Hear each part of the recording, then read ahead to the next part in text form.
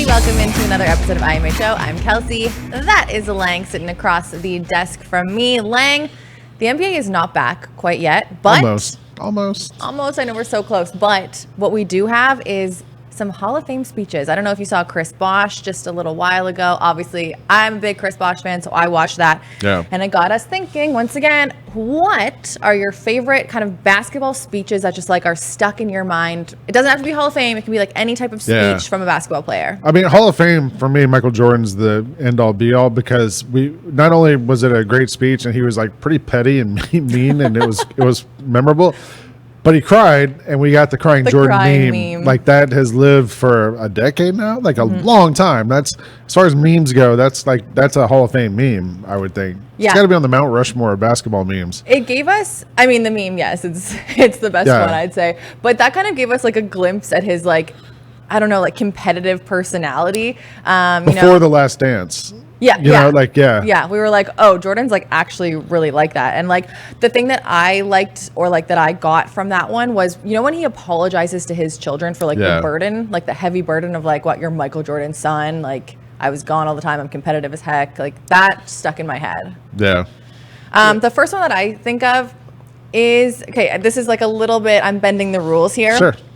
But it sticks in my head because it was so recent, and I think that it was so powerful, was Vanessa Bryant's speech for Kobe's Enshrinement. And we're still going basketball here.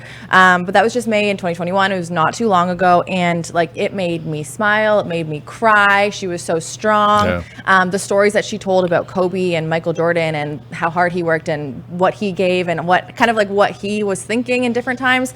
I really, really liked that one.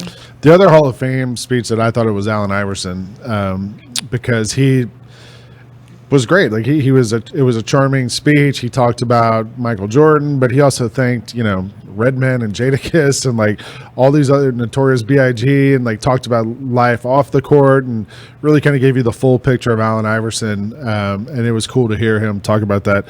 One of the other speeches. Wait. Before you go to someone else. Okay. I feel like we have to give like an honorable mention, and I don't think this is a speech, but more of a rant, because Allen Iverson should get some kind of thing for his practice. Yeah. Not a speech, but like. It turned into one. Yeah. It was like a soliloquy. I mean, if we're going to press conference, things like that, like it wasn't a press conference, I guess. It was a award ceremony, but it's basketball related. Jim Valvano, former NC State coach who gave the Never Give Up speech that still today gets talked about all the time. I was at the ESPY Awards, I think, and he talked about battling cancer, and that gets used a lot today. One of the other ones I thought of is a post-game speech from the bubble. Monty Williams, when the Suns got knocked out a year and a half ago, 2 years ago, and they had the camera backstage. I mean, there wasn't even a locker room. They were like in a hallway of the arena after the Suns had gone undefeated in the bubble and still didn't make the playoffs. And he gave them a speech about, we're going to be back, and we try to do hard things.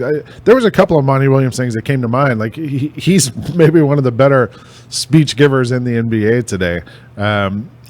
I have some movie ideas too, but anything else? Okay, yeah, I've got two. I got one that came to mind actually when you just said the ESPYs, was Maya Moore this year. Sure. She gave a speech. She won the, I think, Arthur Ashe Courage Award, or Award for Courage, that award. She went up and she was so powerful. Again, no, she got this because of her whole, like, she said she had the courage to leave basketball and pursue getting this man who was unjustly in jail, out of jail, eventually marrying him. And it's like a whole love story, which is awesome. But she went on to kind of talk about, she was like, I'm going to redefine courage for you. It didn't take courage to step away from the game. It took courage to believe in a love that was hard, and it was courageous for him to reach out, and it was courageous this whole journey. And so that one was really nice to me. And then if we're just going back to speeches, I'm going to go with KD's MVP speech. You like that one from you're the real MVP? Yeah, 2013, 2014. It was like 7 minutes long. Again, it was very like raw, vulnerable. Same kind of reasons that I liked Vanessa Bryant's speech. Made you laugh, made you cry. The way his mom, like it always like shoots back to his mom, and like she's crying, and you see kind of those hard times, those setbacks. And I thought that one was just really real. What about movies? Basketball movies? I thought of Coach Carter. That was my ringtone in high school. I played the VHS and I held my phone up to the thing. That was my ringtone. What part specifically? The whole thing. Well, I thought of Gene Hackman in Hoosiers. He gets them fired up like before the big game. There was a couple like usually in the movies it's a football game where the big speech comes. Like the basketball ones, it usually just happens. Coach on Carter's the court. the first one that comes to my mind. I don't know if you can beat that one. Yeah. So. That's it. Those are That's the all we got. best speeches. And honestly, I think Chris Bosh may. He's in that. Eventually, it may come up there. It's just so soon right now. Yeah. To put in like the best. He's in that upper echelon of speeches though. Agreed. All right. I'm Kelcey. That's Lang. We'll see you guys next on IMHO.